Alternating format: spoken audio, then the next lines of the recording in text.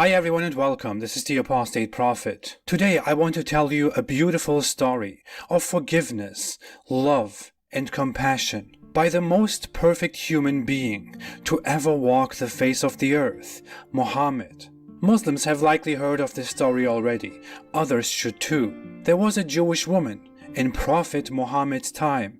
She used to clean her home all day, find all the garbage that is inside, and then put all the garbage on Muhammad's doorstep to defy him and to insult him, just because.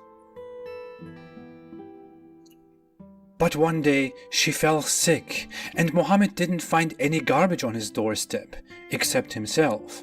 So Muhammad, as compassionate and forgiving and loving and brilliant and amazing as he is, wondered where this woman was.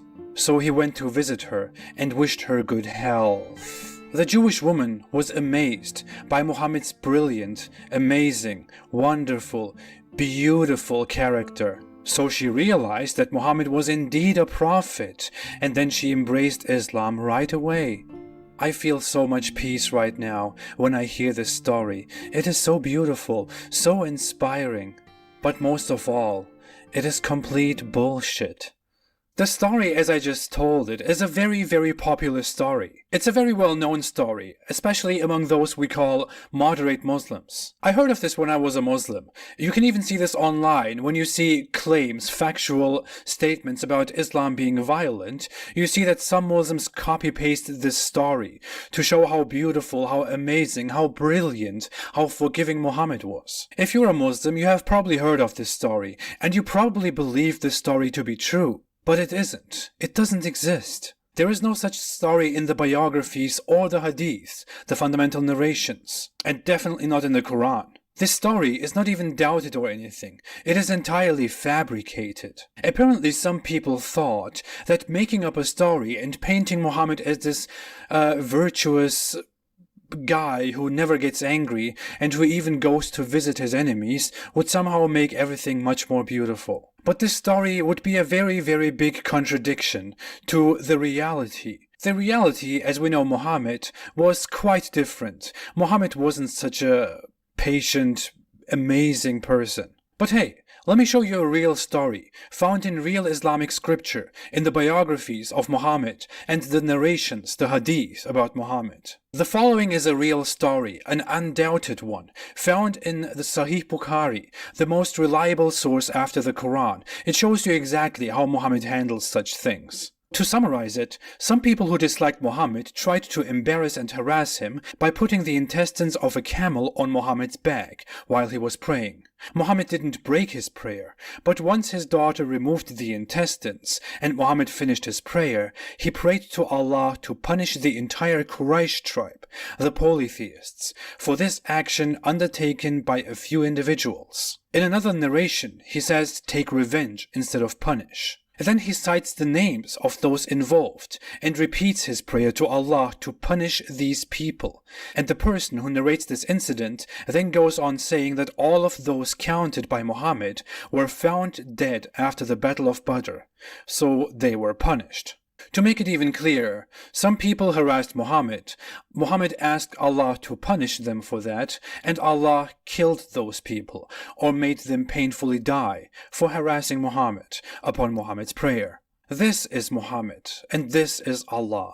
Sounds nothing like the story at the beginning, right? For a virtuous prophet, the most perfect human, Muhammad seems to have a pretty harsh temper. I have no doubt that Muhammad would have killed these people immediately if this incident had occurred at a later time, where Muhammad had power. At this time, he was still a guy who was rejected by the vast majority of his people. When Muhammad became more powerful, he was anything but forgiving in the face of criticism and insults and harassments, whatever. In fact, let's go into the most reliable biography about Muhammad, The Life of Muhammad by Ibn Ishaq. On page 675 and 676, it says that a man, known as Abu Afaq, expressed his disaffection when Muhammad killed someone for retaliation. Abu Afaq wrote a poem criticizing Muhammad. The poem goes as translated, "Long have I lived, but never have I seen an assembly or collection of people more faithful to their undertaking and their allies when called upon, than the sons of Kaila when they assembled. Sons of Kaila refers to two tribes that meanwhile submitted to Muhammad. Men who overthrew mountains and never submitted. A rider who came to them split them in two, saying permitted, forbidden, of all sorts of things. The rider is Muhammad. Permitted and forbidden refers to Muhammad's weird new interventions in everything people do. Had you believed in glory or kingship, you would have followed Tubba. Tubba was a king in Yemen, whom the formerly mentioned tribes opposed. Abu Afaq mentions Tubba here because of the irony that the tribes resisted King Tubba, who had a great reputation and a lot of power, but then submitted so easily to Muhammad, who is unjust, invasive, and an outsider. When Muhammad heard of this poem, he wasn't pleased at all. The apostle said, "Who will deal with this rascal for me?" Whereupon Salim bin Umayr went forth and killed him. An interesting detail here is that this man who was killed, who wrote the poem, Abu Afaq, was reportedly, according to the same sources, a man who was 120 years old, an old man at the end of his life. This man was sick and sad about how the people submit to Muhammad, to his outlandish, weird teachings, to his arbitrary orders. He was killed upon the orders of Muhammad for criticizing Muhammad, for criticizing people for submitting to him. But hey, it goes on. Since Muhammad had ordered the death of Abu Afaq, a woman, oh look, here we have a real existing woman, a woman called Asma bint Marwan wrote a poem in anger and dissatisfaction about this incident. You obey a stranger who is none of yours, one not of Murad or Madij, two tribes of Yemen. Do you expect good from him after the killing of your chiefs, like a hungry man waiting for a cook's broth? Is there no man of pride who would attack him by surprise and cut off the hopes of those who would expect aught from him? This woman is heavily upset and angry about the killing of the old man, of the chief, and writes this poem. Muhammad's response? Let's read. When the apostle heard what she had said, he said, "Who will rid me of Marwan's daughter?" Umayr, who was with him, heard him, and that very night he went to her house and killed her.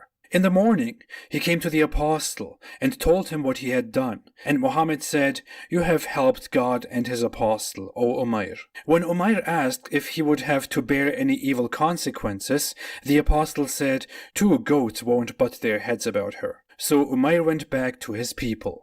So Muhammad thanked his follower, his minion, for killing the woman as well, and said there wouldn't be any consequences, because it was in the service of Allah and the Prophet. Ibn Ishaq, the author of the biography, even goes on from here, saying that after this, the people of the affected tribe started to fear Islam and see the power of Islam, and that afterward, these people started becoming Muslims and submitting to Islam. The biography blatantly states that Islam spread here by fear, by terror. This is the real Islam. This is what really happens in Islam. People can make up sweet, lovely stories about Muhammad all they want. Fundamentalist Muslims, real Muslims, revivalist Muslims, most Muslims will keep preserving and upholding the real face of Islam, which is fear, death, blood, destruction, oppression. And as long as that is kept up, we all have a problem that we all need to see. By the way, I recommend everyone to read this book. This is one of the fundamental scriptures of Islam, the biography of Muhammad, a very early one. And if you read this, you will learn the truth about Islam, about Muhammad. It won't be sugar-coated. You will see that it's terrifying. Thanks for watching. My videos are mostly not monetized. If you want to support me and my cause, you can support me on Patreon and on apostateprofit.com. Thank you all for your contributions. I will be back soon again with another video. Have a great, wonderful day and stay away from Islam.